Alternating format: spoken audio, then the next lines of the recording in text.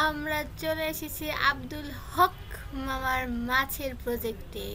কত মাছ, মাছকে খাবার দেওয়া হচ্ছে আর মাছগুলো একটার উপর একটা লাফাই লুফাই খাওয়া শুরু করে দিছে।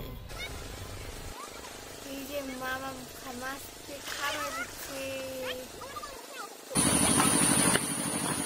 আমি লোক দে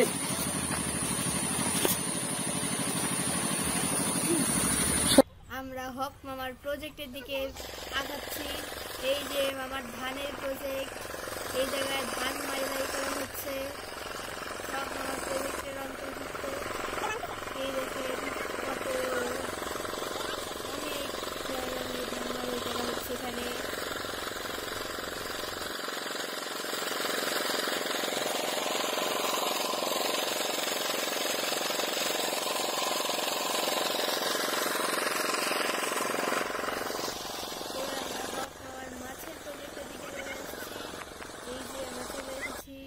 মাছের প্রজেক্ট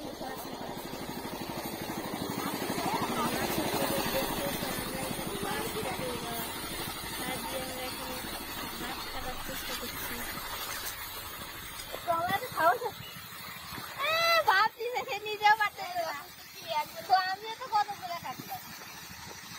এই যে আমাদের এক মানুষ গাছ কাটতে দিছে মাত্র।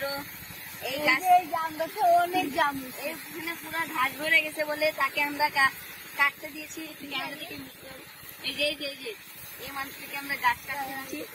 এখানে অনেক ঘাস পাতা হয়ে গেছে। এখন আরেকজন মানে দুইজন রেখেছি আপাতত, আর নাই তো কি বলবো, আপাতত রেখেছি আরিয়ান এবং স্নেহা, মানে আপি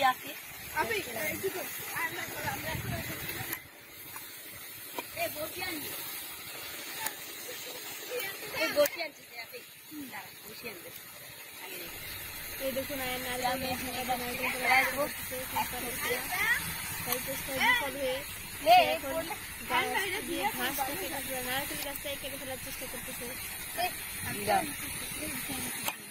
আমি গাছ কাটছি।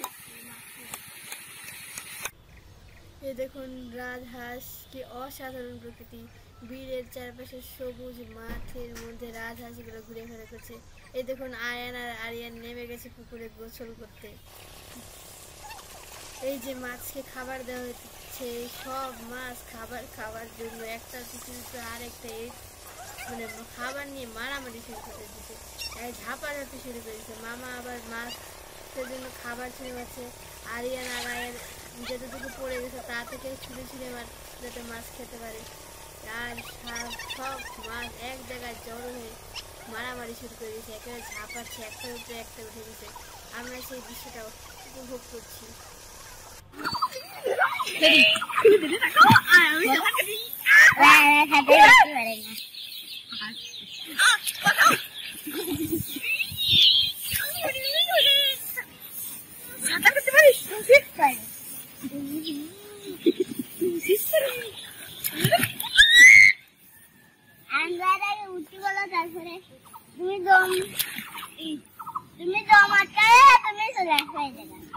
ওইদিকে আয়না ঝাপাঝাপি করছে, এইদিকে আমি নিজ হাতে গাছ পাকা আম পেড়ে খাচ্ছি।